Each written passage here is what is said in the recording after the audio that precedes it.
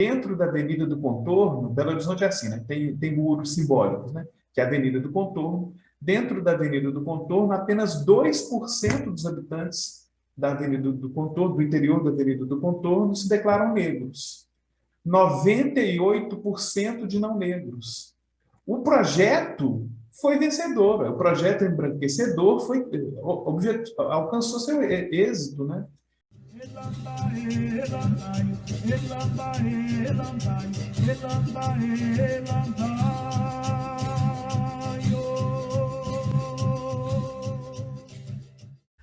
Ele nasceu Mauro Luiz da Silva, é mestre em Ciências Sociais, é graduado em Teologia e Filosofia pela PUC Minas, é graduado em História e Tutela do Patrimônio Cultural pela Universidade de Pádua, na Itália.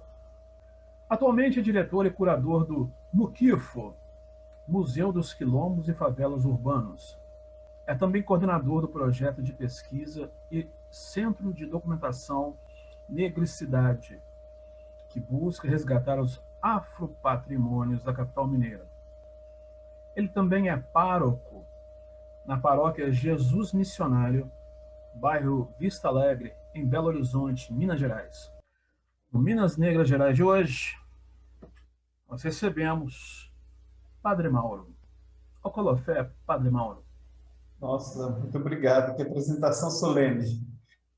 Feliz e agradeço o convite, viu, Rogério, de participar aqui. Eu já assisto alguns desses programas e dessas entrevistas e gosto muito. Me sinto muito honrado de poder participar. Honrado estou eu, estamos nós, aqui da equipe do MNG, em saber que o senhor assiste aí nossas entrevistas. Fico feliz e agradeço. E hoje me sinto mais honrado pelo fato do senhor colaborar conosco no projeto. Então vamos lá. Vamos começar aqui com uma provocação. Diz a história que em 1807, em documento enviado a Dom João VI, a Irmandade dos Homens Pretos havia feito uma petição para a edificação de uma capela de Nossa Senhora do Rosário, onde pudessem professar sua devoção à santa.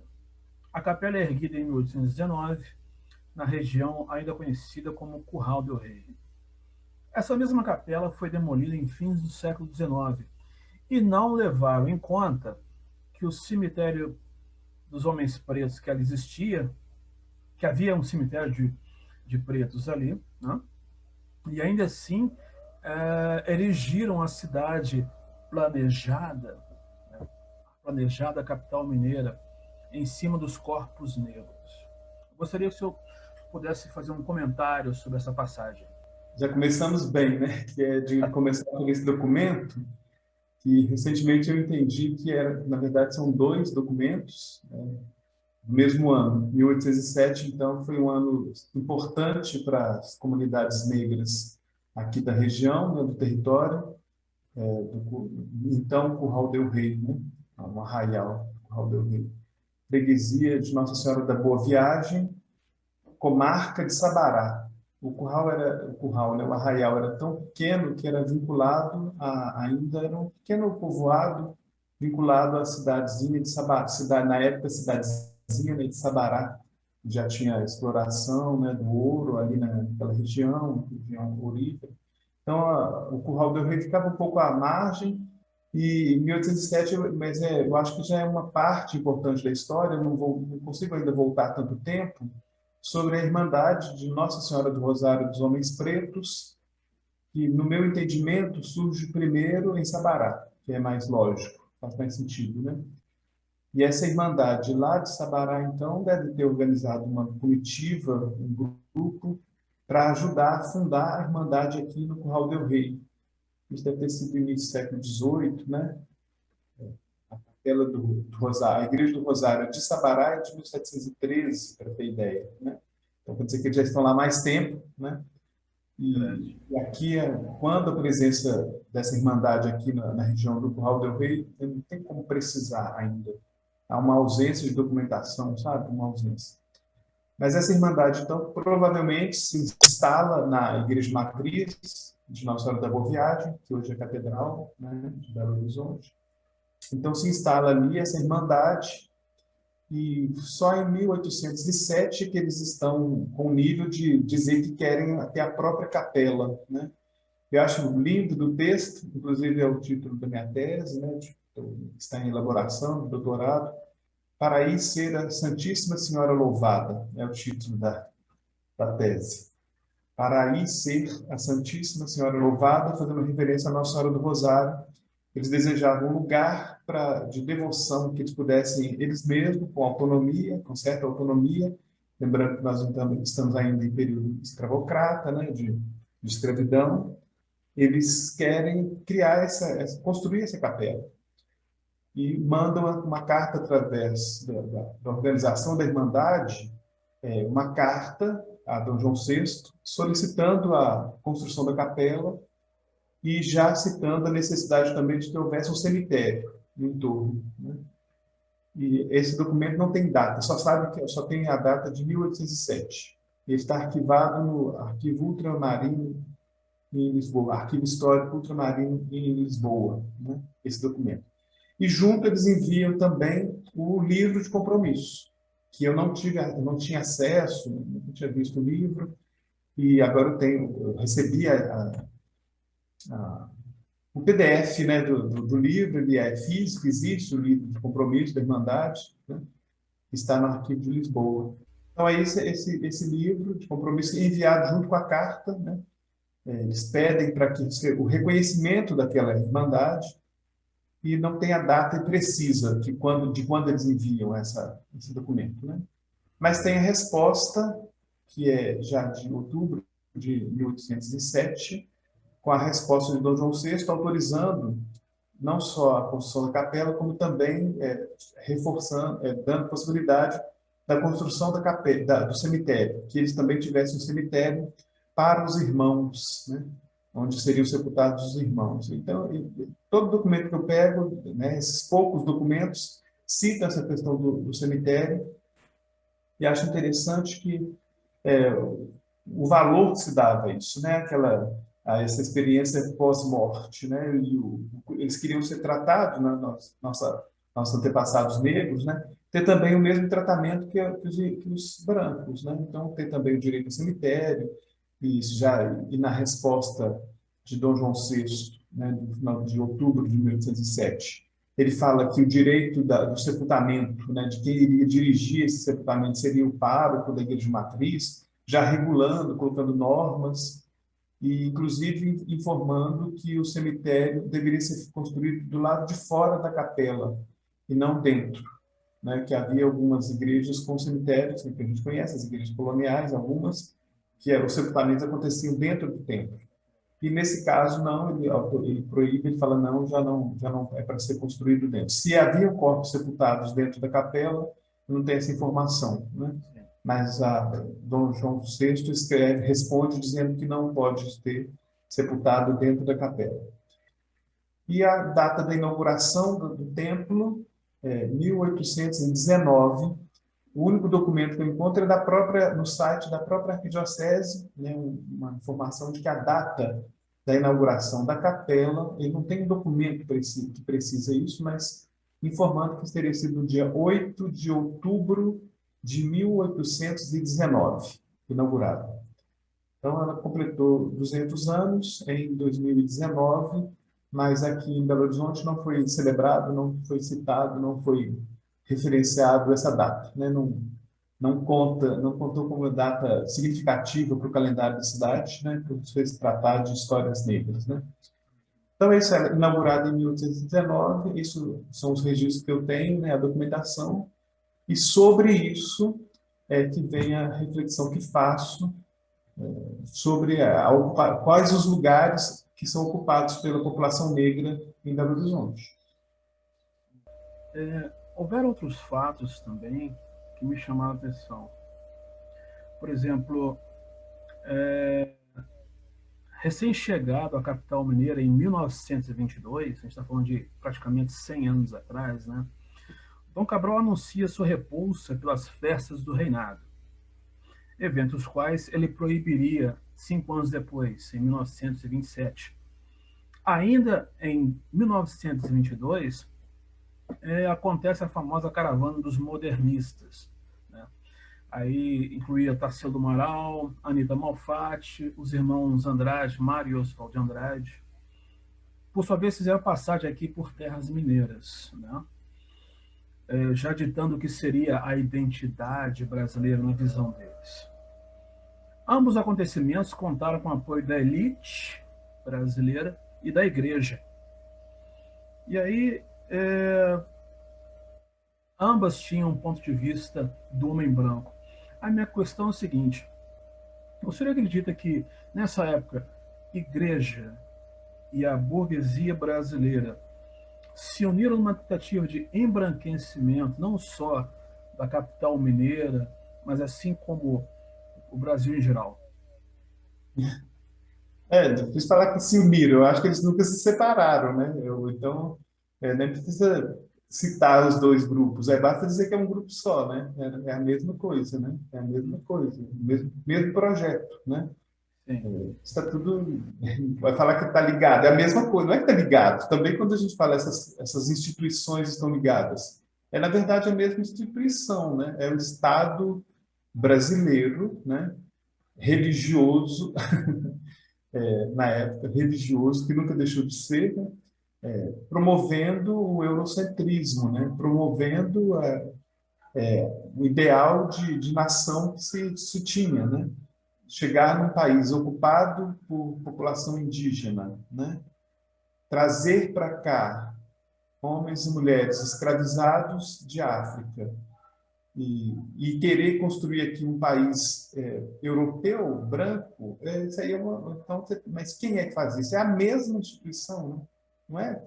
Aí, às vezes, a gente usa para poder didaticamente dividir, né? Organizar o Estado, o governo, a igreja, né? Mas, na verdade, é um bloco só, promovendo essa repetição, né? Do modelo capitalista, eurocêntrico, né? Colonizador, né? É o colonizador exercendo seu poder, né? Sobre corpos que ele quer submeter, né? Que ele precisa submeter para sustentar o modelo que ele vai construindo, né? Um modelo de exercer poder sobre outros corpos, né? E aí ele vai dizer: os corpos indígenas que já estavam aqui serão submetidos, serão exterminados, né? Mas nós precisamos de mão de obra, então nós trazemos corpos negros para também serem submetidos, para que uma minoria branca possa se manter no poder, né? Uma minoria branca possa se manter no poder. E esse projeto ele é sempre vencedor, né? Ele sempre vai se perpetuando, né? Vai se perpetuando. E para isso todas essas instituições, se a gente quer falar, elas têm que trabalhar de forma coesa, né, e coerente com seus ideais, que é de acúmulo de capital, né, para ter mais e para submeter mais corpos, né? E aí você vai dizer qual é a bola da vez, né? São a população negra, a população indígena praticamente dizimada. Então, é a mesma instituição, com o mesmo projeto, e na leitura dos documentos já de Dom Cabral, né, que ao chegar na capital recém-inaugurada, exatamente ler o projeto que se tinha de cidade, né, edificada, né? Por mais que vinha disfarçado ali a intenção de uma cidade não religiosa, para o discurso de ser diferente de Ouro Preto, que tinha igrejas demais, né, padres demais, né? A construção da nova capital seria uma cidade civil, republicana, né? Já havia acontecido em 1890 a separação oficial de Estado e Igreja, mas se interessava a quem, afinal de contas, né? Quem estava no poder e quem queria se manter no poder achava interessante, né? O que a gente percebe hoje, a manutenção. Você vê hoje no país atual que nós temos o quão interessante é a união entre Estado e religião, né? Para exercer poder sobre corpos, né? Não só o poder temporal, o poder sobre os corpos hoje, aqui, né? Nessa experiência real, né? Física, material, mas inclusive um poder posterior, né? Um poder pós-morte, né? ter o poder sobre a vida das pessoas, sobre a morte e sobre depois da morte, né? Então, Interessante, porque no Brasil o Estado se separou da Igreja já há um bom tempo, acho que da época da República, não tem isso? E mesmo exatamente a assim República escolhesse. mesmo. Não, mas isso não era interessante para um país para ser governado, né? Uma nação autoritária, né, que quer ser governada, precisa faz uso, né, da religião, né, para submeter também as pessoas, né? Então, simbolicamente, né, materialmente, você submete, né? Mas agora, espiritualmente, você precisa de uma instituição, e aí, no caso, a gente vai, a igreja, na época, a Igreja Católica, para exercer essa função, né? De opressão mesmo, de manter essa população debaixo do chicote, né? Qual o argumento você usa? O argumento espiritual, né? Então você tem aqui o senhor, a senhora, né? A sinhá, o senhor, né? Mas você também tem o senhor bispo, você tem o senhor padre, né? Você tem toda uma instituição, todas as instituições que vão garantir, né? Que nada mude na estrutura social, que nada mude, né? Porque se você fizer alguma coisa que é errada, você ainda paga depois da morte, né? Você vai ter eu tenho o direito de dizer se você pode ser sepultado nesse cemitério ou não. Se você é cristão o bastante ou se você ainda não foi cristianizado o bastante para merecer seu corpo, depois da morte, ser tratado como o corpo dos animais, né? Fora do solo sagrado. E aí vem uma incoerência, porque quando essa cidade é totalmente reconstruída, né, reedificada, aqueles corpos que estavam ali em solo sagrado passam a ficar, os corpos negros, no caso, né, em solo, que a gente vai dizer, solo profanado. Então, aquilo que foi argumentado com os negros, eu vou garantir que você vai ser sepultado em solo sagrado, né, se você se mantiver ligado aqui nessa capela, nessa experiência religiosa, se você abandonar sua espiritualidade africana, se você abandonar os seus deuses africanos e deusas africanas, né? Você vai, se você, sua divindade africana. Né? Então, eu vou te garantir que você vai ganhar o céu, né? Mas depois da construção da cidade, pode passar asfalto por cima, né? Já tivemos aquilo que desejávamos e vocês vão para fora dessa cidade. Essa é a grande discussão. Não há projetos hoje não há formas de reativar essa área onde se localizava essa capela. Aliás, onde se localizava essa capela atualmente aí em BH? Eu acho que isso é interessantíssimo. Isso aí eu quero falar muito sobre isso, mas a gente precisa falar um pouquinho mais sobre essa chegada de Dom Cabral. Né? Acho que eu tenho necessidade para poder depois fazer referência.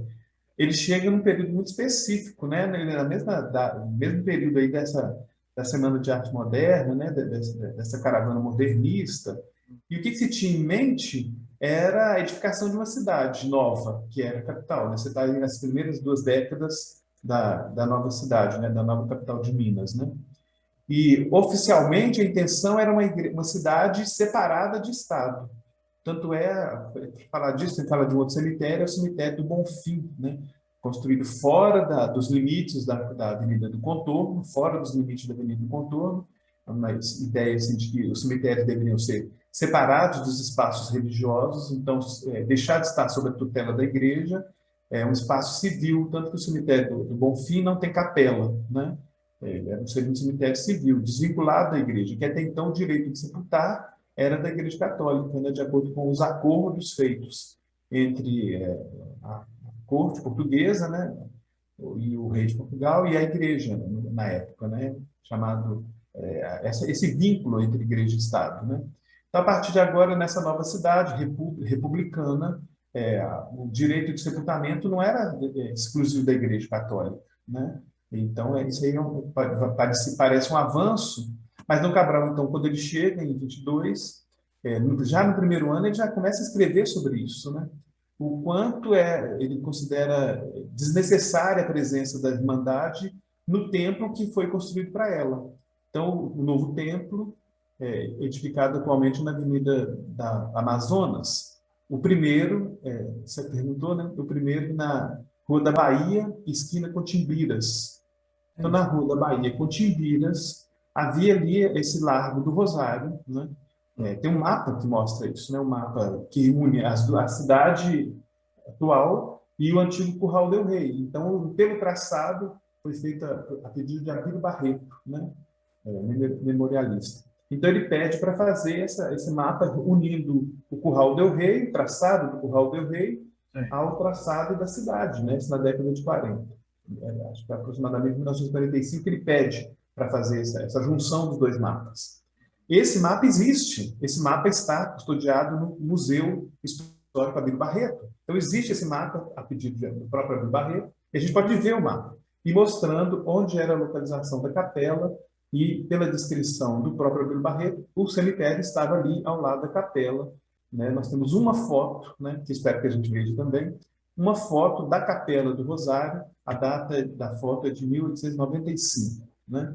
Então, baseado nessa foto, a gente vê a capela, vê o muro, e aí depois é descrito, né? Havia a capela com tal dimensão, havia o cemitério no entorno, um muro cercando, isso é uma costume para separar espaço sagrado, né, de espaço profano, né? Então, o que estava além desses muros era solo profano, então os corpos deveriam ser sepultados em solo sagrado, né? Em solo sagrado. Essa era a promessa dos homens brancos aos pretos, né? Vocês vão ser sepultados em solo sagrado.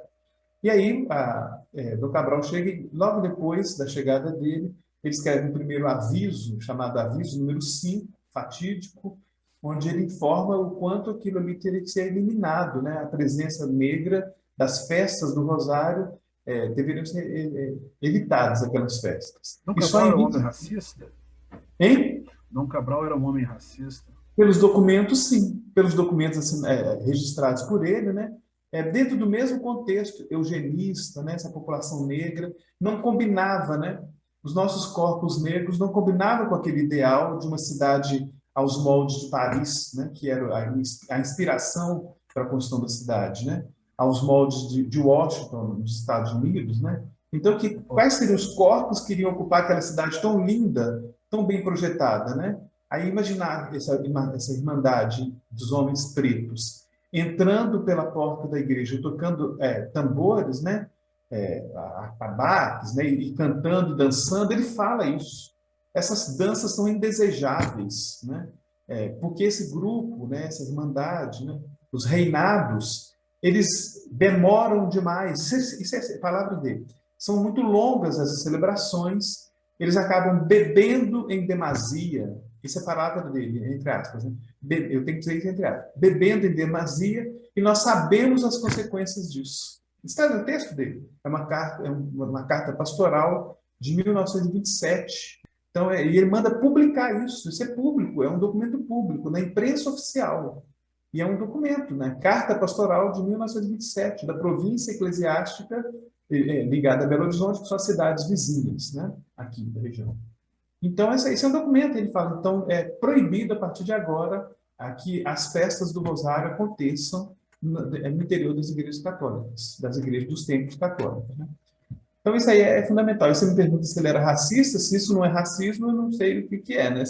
É verdade. E aí alguém fala, não, mas tem que ser interpretado, né? No tempo, na época, né? Então, interpreta outra coisa que não seja isso, né? Você está definindo que você não quer corpos negros ocupando aquele espaço. E as consequências disso são gravíssimas, né? Então, a gente está falando de algo que aconteceu há 100 anos atrás, né? O documento 27 é quase 100 anos atrás, né? Mas nós encontramos hoje sacerdotes católicos, padres católicos, né?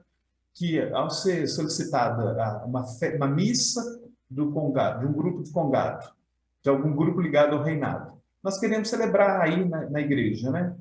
Isso aí é uma longa história.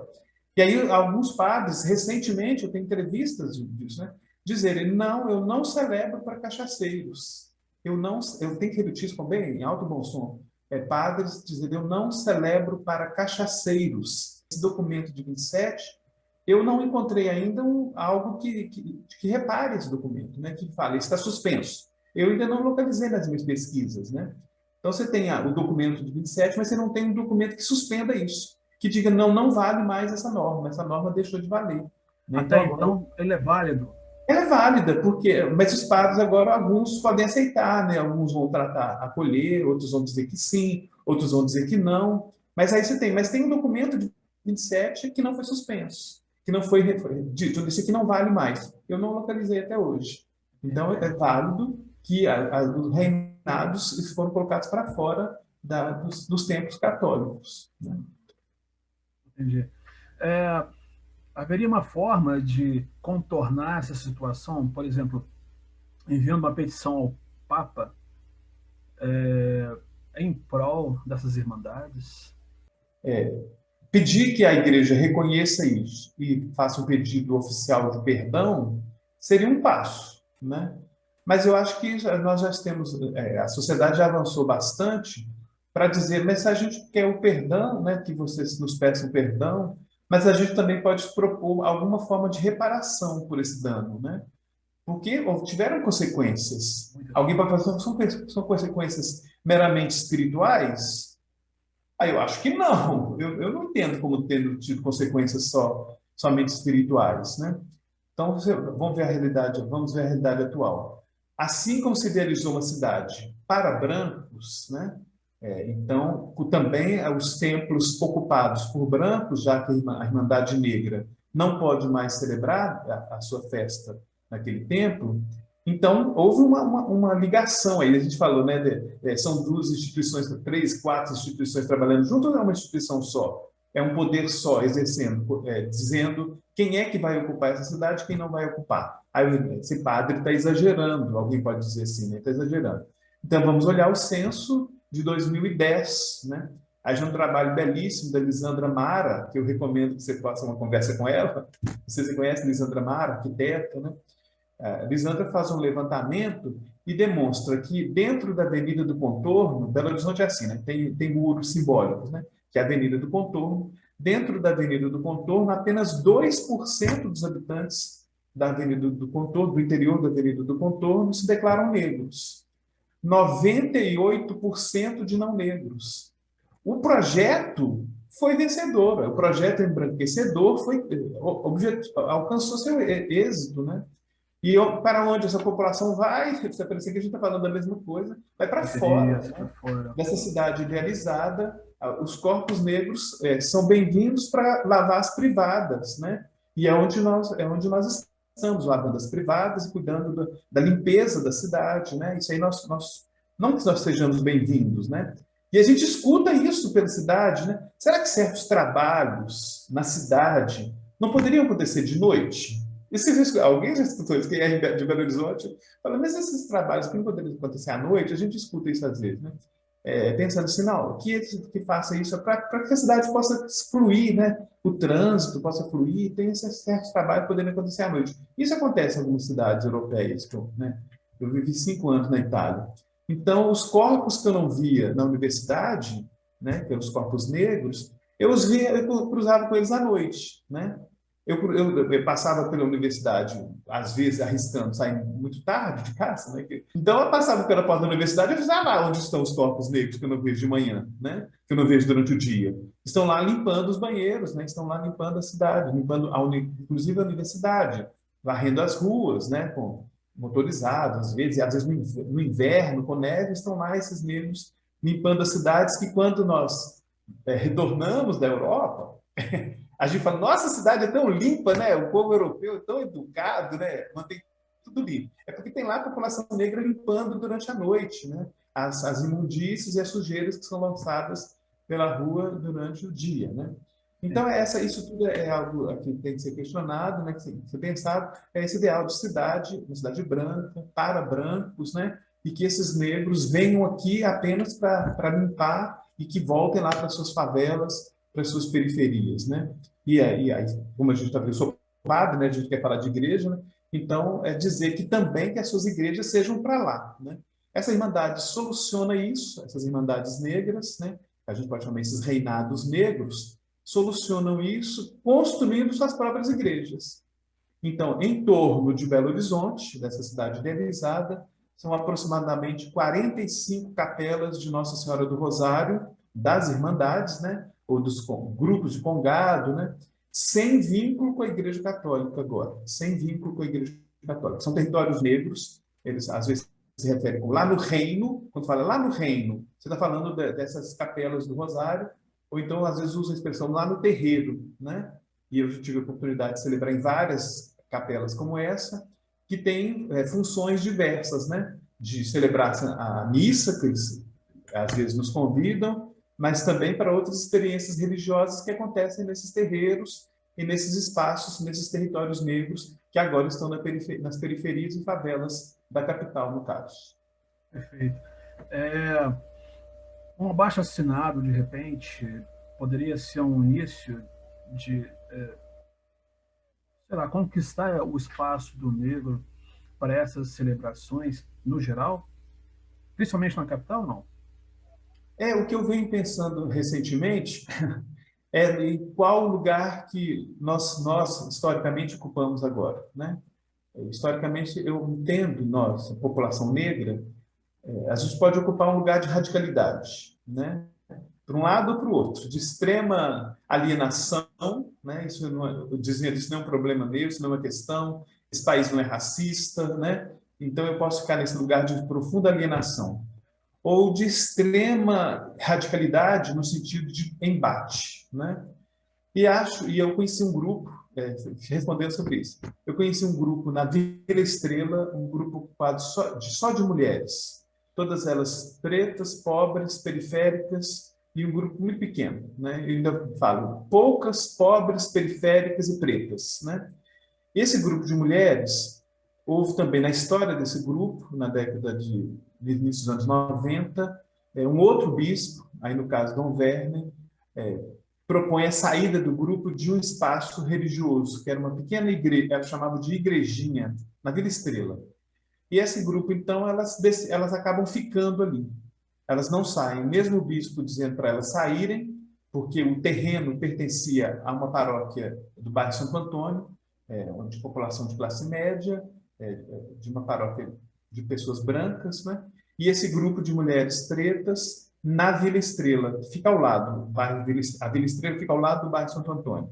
Elas ficam ali, a proposta do bispo é em torno de 1992, elas acabam ficando, quando eu chego no ano 2000, e elas narram isso para mim. Elas falam assim, não, a gente só foi ficando, porque a gente não tinha para onde ir. Eu levei anos para entender essa resposta, né? Eu levei anos para entender essa resposta. Elas poderiam ter feito um protesto, manifesto, eu tenho certeza que elas teriam ficado, né? Mas elas teriam rompido, entendeu? Então você tem que avaliar isso. O que elas queriam naquele momento? São 20 anos pensando sobre isso, né? Ou mais, 25 anos pensando sobre isso. Eu entendo que elas fizeram a escolha certa. Elas decidiram não ir para o embate. Elas optaram, isso é minha reflexão, tá? Pelo lugar da negociação. Pelo lugar da negociação. Que é dessa resistência. Eu não gosto muito da palavra resistência pacífica, porque não tem nada de pacífico no sentido de omissão, né? Elas resistem, elas permanecem ali e afirmam: ninguém nunca teve coragem de colocar a gente para fora. Ninguém veio aqui para colocar a gente para fora. O bispo falou para a gente sair, mas ninguém veio aqui nos tirar. Então eu entendo que elas escolheram o lugar da negociação, que é o que foi possível e que garantiu que anos depois fosse então construído o que elas queriam, que era uma igreja. Elas falavam: a gente quer aqui uma igreja de verdade. Fala de uma delas, que é a Dona Santa, né? Então, quando é que a gente vai construir aqui uma igreja de verdade? Fica sempre parecendo essa questão religiosa, né? É porque eu sou desse ambiente religioso, né? Mas eu entendo ali essa voz dessa população negra dizendo: nós resistimos. E no que era possível naquele momento, no que era possível, né, foi permanecer, porque nós não tínhamos para onde ir. Né? Então, isso aqui eu entendo isso como uma experiência afrodiaspórica, de uma resistência que escolhe o lugar da negociação. Tá? Então, eu diria, mandar esse abaixo-assinado pode ser uma experiência, mas a gente pode também, como bom mineiro, nós estamos aqui no Minas Negras Gerais, né, como negros e negras, né, saber que nós comemos pelas beiradas, né? Isso é bem mineiro, né? Comer pelas beiradas, né? Exatamente. E alguém pode dizer: mas isso é muito lento, né? Isso é muito lento. Mas são conquistas, né? Talvez tenha a ver com essa experiência afrodiaspórica também, da paciência. Esse lugar, vai puxando uma pergunta, puxa outra, né? Esse lugar é exatamente debaixo de uma grande árvore. É uma árvore que pode simbolizar também o orixá, que é Irocô. É uma gameleira, né? e também tem ficus ali, é uma junção de duas árvores. E elas estão ali, debaixo dessa gameleira, que pode representar Irocô, eu não sei a pronúncia se é Iroco ou Irocô, né? Que é o Senhor do Tempo. É um orixá ancestral, assim, né? O mais ancestral de todos. E eu acho que elas tiveram essa paciência histórica de dizer, a gente quase foi colocado para fora, mas com a paciência do tempo, do Senhor do Tempo, né? Do Senhor do Tempo, nós permanecemos e nós fomos vitoriosas. E aí já é uma outra história, né? Que foi a edificação desse novo templo, né? Fora da cidade, né? Na favela, na divisa entre o bairro Santo Antônio, exatamente na fronteira, né? Simbólica, entre o bairro Santo Antônio e a Vila Estrela, tem ali essa árvore, como se fosse um portal, né? Essa árvore, e debaixo dessa árvore, essa capela, né? E também o museu, que eu sou o curador, né? Que é o Muquifo. Daqui a pouco eu ia falar sobre ele. Eu só queria abrir um parênteses aqui, falando dessa expulsão dessa cultura negra das igrejas, assim como houve, por exemplo, na época do Dom Cabral. Recentemente circulou nas mídias sociais um fato que aconteceu na cidade vizinha aqui, em Tiradentes. Eu não sei se eu tomo conhecimento, do pároco da cidade, eu não vou falar o nome dele aqui, que por sinal é um homem negro, e fechou as portas para movimentos de congada, de um grupo de congada da cidade, e intercedeu por ele o Dom José Eudes Campos do Nascimento. E aí, bom, houve uma luz no fim do túnel. Será que não seria esse o caminho também aí para solucionar essa questão ainda pendente em Belo Horizonte? Eu acompanhei essa história, eu acompanhei esse processo, né? O mestre Prego, né? Eu consegui fazer contato com ele, né? Tive o prazer de conhecer com ele. E eu, quando eu soube da história, eu não sabia disso, não acompanhei isso muito. Então, quando eu soube da história, aí eu tive a oportunidade de intermediar um pouco essa conversa. Eu tive a possibilidade de intermediar. E a felicidade de conhecer, de conversar um pouco com o mestre Prego, figuraça, né? Figuraça. E na conversa com ele, foram várias conversas, numa delas, algo que, pelo que eu entendi, foi a forma de tornar pública o debate, né? A discussão nos jornais, né? Pode ter causado grandes dificuldades para a Diocese de São João del Rei, né? E isso talvez tenha criado alguma dificuldade. Mas escutando o mestre Prego, ele fala, mas eu não queria isso. Eu não queria isso aqui, esse problema. E aí ele solta o que eu acho que é como a voz da Dona Santa, né? A gente só foi ficando, tal. Ele fala assim, eu só queria celebrar lá dentro. Eu só queria celebrar. Sim. E aí me vem a frase da Irmandade lá do Rosário, né, de 1807. Para aí ter a Senhora louvada. Eu acho que tudo muito próximo, né? Então a fala lá de 1807, do documento da Irmandade dos Homens Pretos do Curral del Rei, eu escutei o mestre Prego falando que a gente só quer celebrar lá dentro, sabe? Eu achei isso de uma bondade, de uma pureza, de uma beleza. Aí eu pensei, não, esse movimento todo aqui, né, discutindo com a igreja, discutindo com a cidade, questões raciais, eu só queria celebrar lá dentro. O problema o grupo era de Santa Anastácia, né? Do escravo Anastácio, era o nome, né, do grupo do mestre Prego. Eu peço a honra, a proteção de Deus para os irmãos que aqui se encontram.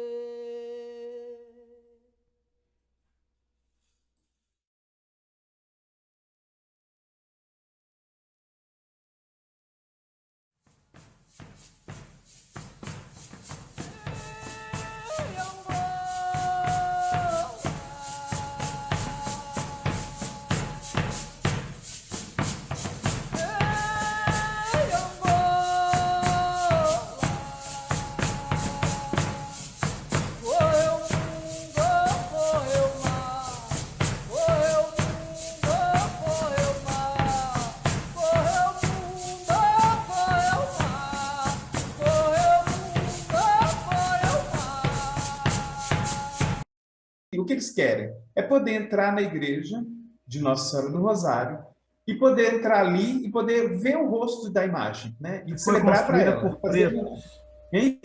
que foi construída por mãos negras. Isso. Então, o que eles queriam era entrar ali e fazer a festa e sair. Inclusive, para quem já viu uma cerimônia, sair de costas, né? Sair continuando olhando para o rosto de Nossa Senhora do Rosário, dos pretos, né? E poder sair de dentro do templo de costas sem dar as costas para ela, em total reverência e total reconhecimento que aquela Santíssima Senhora, né, foi então homenageada ali. Eu tive então a oportunidade de dizer isso para Dom José Eudes, né, que foi muito acolhedor, né, foi muito nesse sentido. O próprio Dom José Eudes, no período que ele esteve em Ouro Preto, ainda acho que como seminarista, ele participava das festas do reinado lá, né? Participava das festas, né? E fala disso com emoção, né? De quanto o próprio Dom José Eudes é negro, né? Tanto tem que ser dito isso, né? Então, isso aí, a história, é bom você ter colocado isso, que o que essa irmandade quer, esses negros querem, no caso, é esse relacionamento de entrar ali e fazer essa homenagem à Nossa Senhora do Rosário. Essas mulheres da Vila Estrela, o que elas querem é permanecer ali para ter um lugar para se encontrar, para celebrar, né? E aí fica sempre, o que eu percebo é essa discussão sempre em quem é o dono desse patrimônio, né? Quem é que manda aqui nesse patrimônio? Independente de quem o construiu, quem o edificou, a Irmandade construiu o templo. Eu acho que o negro tem que se sentir mais confortável numa situação como essa. Tipo, não é uma questão assim, a igreja, essa entidade aqui é de todos. Tá? Entra tanto branco, quanto preto, quanto indígena. Nós vamos cultuar a Nossa Senhora do Rosário, mas isso não é uma propriedade particular, é de todos. Essa é uma discussão, essa é a minha discussão atual. É descobrir enquanto que esse patrimônio, vamos voltar, você tocou a questão da Tiradentes, né? Aquele patrimônio, aquela igreja construída pela Irmandade dos Pretos lá de Tiradentes, né? Quem é que define se eles podem ou não podem entrar ali, né? Na sua casa aí, né? Onde você mora, Rogério, né?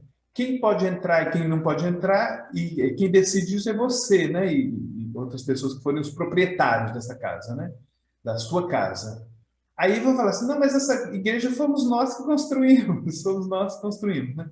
Então a gente vê que a palavra patrimônio, ela tem também um sentido, às vezes, de propriedade, enquanto bem que pode ser vendido e que pode ser comprado. Mas existe um outro patrimônio que não pode ser vendido nem comprado, que a gente chama de patrimônio imaterial.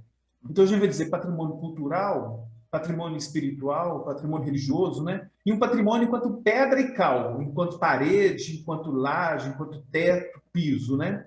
E aí você vai dizer, mas não tinha que ser a mesma coisa? Quem é o proprietário dessas paredes também o mesmo que é o proprietário desse bem imaterial, que é o essencial, que é o que esse prédio foi construído para ter aí a Senhora Louvada, a Santíssima Senhora Louvada. Então, quem é que define quem pode e não pode entrar para fazer essa louvação, né? Então, aí aparecem os donos, né? Os donos, né? Que não basta simplesmente ter a chave, que às vezes tem a chave, mas não quer dizer que você pode fazer o que você quiser ali dentro, né? Então, essas questões todas aí que precisam ser discutidas, mas no fundo disso tem esse olhar preconceituoso, racista, eurocêntrico, colonizador, que vai definir quais corpos que precisam pedir autorização para entrar e quais corpos que não precisam pedir autorização para entrar, né? Isso aí é uma questão que vai além do que a gente possa discutir aqui nessa nossa conversa, entrevista. Acho que eu deixo algumas pistas, né, dizendo que tem muito mais aí por trás de simplesmente quem é que tem a chave, quem é que pode entrar, quem é que define quem pode e quem não pode entrar. Ainda assim, continuaremos comendo pela beirada. Olha, em meio a todas essas histórias onde a elite e a igreja demonstram resquícios de racismo estrutural, surgiu o Museu Quilombos e Favelas Urbanos, o Muquifo, e o projeto Negricidade, projetos dos quais o senhor é coordenador, que, por sua vez, é um contrassenso aos velhos e tradicionais conceitos sobre o lugar do negro na sociedade belo-horizontina. Quais os objetivos desses movimentos nos dias de hoje? Olha, o Museu dos Quilombos e Favelas Urbanos, ele surge como um desejo de uma comunidade de favela, né, de grande maioria de negros, que propõe rediscutir, né, o que é patrimônio, o que é memória que merece ser preservada nessa cidade. Então, o Muquifo, ele é inaugurado em 2012, 20 de novembro de 2012, data da consciência negra. E é uma resposta a essa cidade, né, eu vou dizer assim, posso dizer assim, é uma resposta a essa cidade que não preservou e não se ocupou de cuidar da memória e da preservação das memórias negras da cidade, que permitiu, por exemplo, que os corpos negros ficassem até hoje debaixo do asfalto, né, em solo profanado, né? Então, a própria existência do Museu dos Quilombos e Favelas Urbanos, né, do Muquifo, é uma tentativa de resposta a essa cidade, que eu acho que é um pouco mais do que meramente comer pelas beiradas, como eu mesmo disse. O Muquifo de Vila Estrela guarda fotografias, objetos, imagens de festas, celebrações e histórias que representam a tradição e a vida cultural dos moradores das diversas favelas e quilombos urbanos do estado de Minas Gerais. Mais do que salvaguardar a memória, a intenção é dar voz à comunidade. Então todo o acervo do museu é trazido pelos moradores do aglomerado Santa Lúcia e o objetivo é que ele narre essas histórias. Né? Porque o museu, negociando essa existência, né? Né? Ele tem uma fala na cidade hoje, né? Ele tem uma proposta para a cidade e acho que aos poucos esse coletivo, nós somos um grupo de pessoas, nós estamos sendo ouvidos. Essas mulheres estão sendo ouvidas, né? Esse grupo de mulheres está sendo ouvido, né? Eu acho que isso tudo é algo a ser discutido. Minas Negras Gerais, gostaria de agradecê-lo pela presença hoje aqui. Gostaria de agradecê-lo pela sua colaboração com o nosso projeto. Gratidão. Vamos nos aquilombar. Continuemos comendo pelas beiradas. Eu gostaria que o senhor deixasse uma mensagem a todos os pretos e pretas do Brasil afora. Por favor. Eu também agradeço, viu, Rogério, essa oportunidade e quero citar nesse grupo de mulheres da Vila Estrela, que aqui eu faço minhas homenagens sempre, minha reverência, meu reconhecimento pela importância delas. Uma delas é a Josimeire Alves, que você já entrevistou, historiadora aqui de Belo Horizonte, né, que fala dessas trajetórias negras, né, em Belo Horizonte, né, no pós-abolição. E a Josimeire é que me deu a dica para essa pesquisa. Isso há 5, 6 anos atrás. Ela me fez a pergunta sobre a Capela do Rosário, dos homens pretos, né? E eu, nascido em Belo Horizonte, há 54 anos, nunca me dei conta disso, né? E a partir da pergunta do Josimeire, que eu saí perguntando, mas existiu essa capela? E eu, padre, né? Eu não sabia disso, né? Sim, aí dali surgiu todos os questionamentos. A Josimeire é parceira nessas pesquisas, também a Lisandra Mara, né? Quando eu a encontrei, foi fundamental a participação dela, né? São essas mulheres pretas que me encantam, assim, que chegaram nesse lugar, né, que eu considero tão importante, né, de ter sua voz, fazer ecoar suas vozes, né? Essa população, você me pergunta, me pede uma fala, né? É a resistência mesmo, né? E compreender essa resistência. Em vários momentos, eu cheguei a pensar a possibilidade do rompimento, né, com essas estruturas racistas, essas estruturas colonizadas, mas pensei também nos meus antepassados, né, nos meus avós, bisavós negros, alguns também provavelmente escravizados, né, essa população que vem de África. Eu vou dizer que, em respeito a essa população, eu não me permiti romper, né? E a minha resistência foi permanecer, né? Porque eu também quero fazer meu louvor à Senhora, a Senhora do Rosário, e reconheço o meu lugar, né? E não estou aqui por benécia, por benevolência de ninguém, né?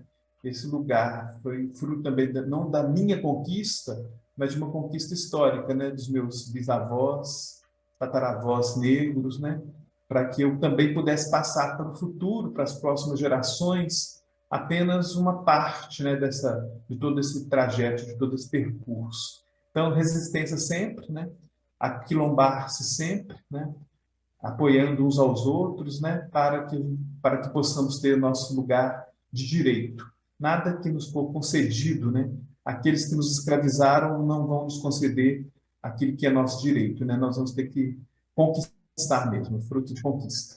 Muito obrigado mais uma vez. Nós que agradecemos. Conversei hoje com Padre Mauro, pároco da paróquia Jesus Missionário, no bairro Vista Alegre, Belo Horizonte, e coordenador do projeto Muquifo e Neglicidade. Padre Mauro é prova de um Brasil negro que dá muito certo. Força para nós. Força para nós. Inscreva-se no canal, dê o seu like e compartilhe com seus amigos.